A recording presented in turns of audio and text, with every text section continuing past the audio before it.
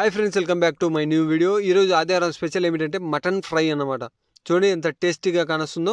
దీన్ని చేయడానికి half KG mutton తీసుకొని కడిగి నీట్గా సన్న ముక్కలు అయితే చేసి పెట్టాను.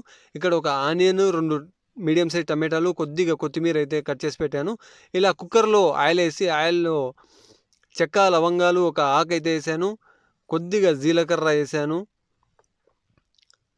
దీన్ని బాగా కలిపి పెట్టుకోవాలి. ఇంకా ఆనియన్ వేసాను. ఆనియన్ కూడా బాగా ఫ్రై చేసుకోవాలి. చూడండి, ఆనియన్ బాగా నూనెలో ఫ్రై చేయాలి. హాఫ్ ఫ్రై చేసిన తర్వాత కొద్దిగా మెంతాకు, ఈ మెంతాకు కడిగి ఎండపెట్టిన మెంతాకు అండి ఇది. దీన్ని వేసి ఇంకా ఆనియన్ రెడ్ కలర్ వచ్చేంత వరకు ఫ్రై చేసుకోవాలి. చూడండి, రెడ్ కలర్ అయింది. ఇప్పుడు నేను అల్లం వెల్లుల్లి పేస్ట్ వేస్తున్నాను. దీన్ని కూడా బాగా కలుపుకోవాలి. పచ్చి వాసన పోయేంత వరకు కలుపుకోవాలి. చూడండి, ఇలా బాగా ఫ్రై అయిన తర్వాత మనం సన్నగా కోసి పెట్టిన టమాటా ముక్కలు అయితే ఇందులో వేయాలి. ఇది కూడా నూనెలో బాగా ఫ్రై చేసుకోవాలన్నమాట. ఈ టమాటా మొత్తం మెత్తగా అయిపోవాలి. అలా బాగా ఫ్రై చేసుకోవాలి. చూడండి, మా టమాటా ముక్కలు అయితే ఇలా బాగా ఫ్రై అయ్యాయి. ఇప్పుడు సన్నగా తరిగిన కొత్తిమీర అయితే వేస్తున్నాను. దీన్ని కూడా నూనెలో బాగా ఫ్రై చేసుకోవాలి. చూడండి, బాగా కింద కరుచుకోకుండా బాగా మొత్తం బాగా కలుపుకోవాలన్నమాట.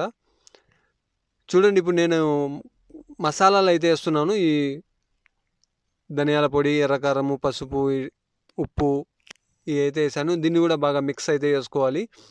కింద అంటకుండా నేను కొద్దిగా వాటర్ అయితే వేస్తున్నాను. ఎందుకంటే కింద మసాలాలు అంటుకుంటాయి కదా, అందుకోసమే నేను కొద్దిగా వాటర్ అయితే వేసి మొత్తం బాగా నీట్గా అయితే కింది నుంచి కలుపుకుంటున్నాను. చూడండి, ఇప్పుడైతే మనం రెడీ చేసి పెట్టుకున్న మటన్ని ఇందులో వేసేయాలి.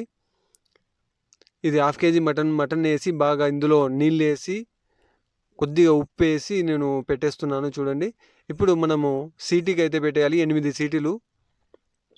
ఈ 8 విజిల్స్ పెట్టిన తర్వాత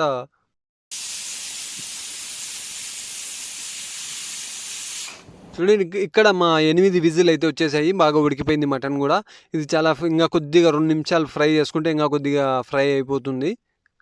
కొద్దిగా నీళ్లు కూడా లేకుండా చేసుకోవాలి కాబట్టి ఫ్రై చేసుకుంటే. ఇప్పుడు ఇది ప్లేట్లో సర్వ్ చేసుకొని తినడానికి చాలా టేస్టీగా అయితే ఉంటుంది. ఇందులో కొద్దిగా ఆనియన్, 2 నిమ్మకాయలు కోసి చేసుకుంటే చాలా టేస్టీగా అయితే ఉంటుంది. ఇది రోటీలోకి కానీ అన్నంలోకి కానీ కూడా కలుపుకొని తినొచ్చు. చాలా టేస్టీగా అయితే ఉంటుంది. మరిన్ని వీడియోల కోసం నా ఛానల్ని సబ్స్క్రైబ్ చేయండి, లైక్ చేయండి, కామెంట్ చేయండి.